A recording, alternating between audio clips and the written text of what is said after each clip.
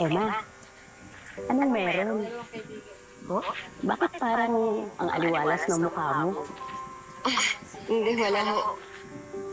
Manang, si Danilo po, nakita niyo? Kasi sabi niya sa akin kanina maglalakad-lakad lang ho siya eh.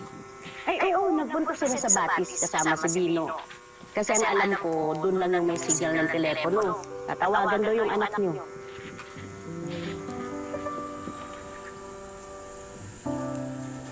Tao po!